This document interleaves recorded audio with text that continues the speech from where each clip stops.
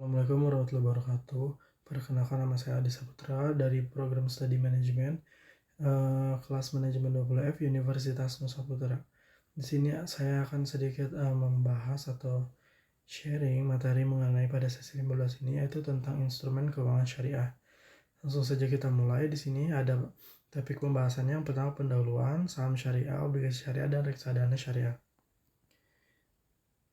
Pada era modal, banyak negara muslim ikut mewujudkan berbagai untuk instrumen pasar uang modal, baik dalam bentuk bond atau equity maupun dalam bentuk pertukaran uang asing atau syah, serta instrumen-instrumen syariah.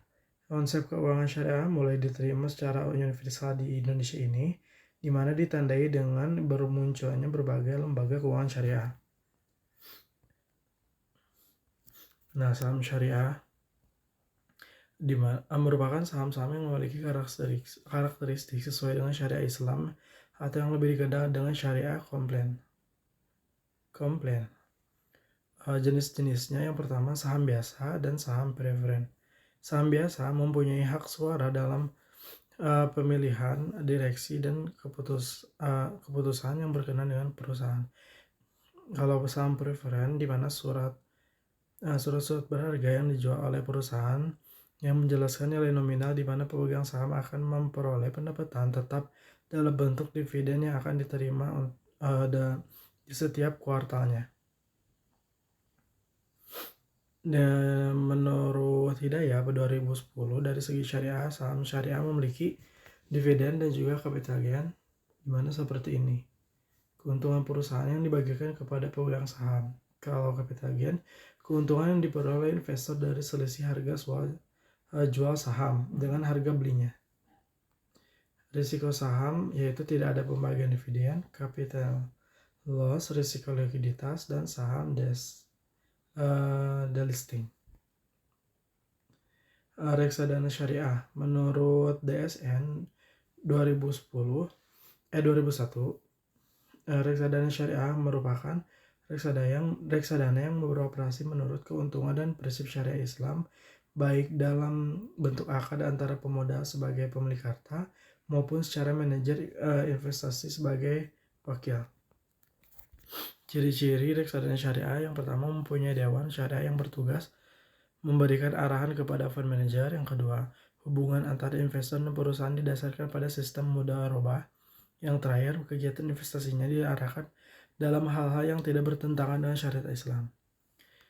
Jenis-jenis reksadana syariah: yang pertama, reksadana pasar uang, reksadana pendapatan, saham, dan yang terakhir, reksadana campuran. Manfaatnya: yang pertama, instant diversification, flexibility dan liquidity, marketability, professionality, dan yang lainnya.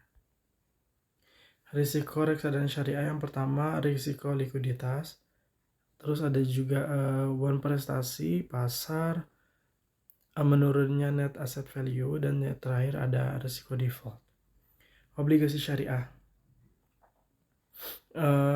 menurut DSN nomor 32 2012, obligasi syariah merupakan surat berharga dalam jangka panjang berdasarkan prinsip syariah yang dikeluarkan oleh emiten untuk membayar pendapatan kepada pemegang obligasi syariah berupa bagi hasil atau margin atau fee, serta membayar kembali dana obligasi pada saat jatuh tempo.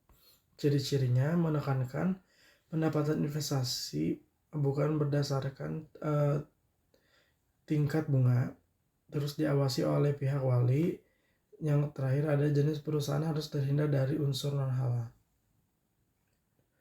Jenisnya yaitu obligasi syariah murabahah, terus ada juga obligasi syariah mudharabah, musyarakah, dan yang lainnya. Manfaatnya itu pembagian hasil berdasarkan akad persekutuan, pembagian margin atau fee berdasarkan akad.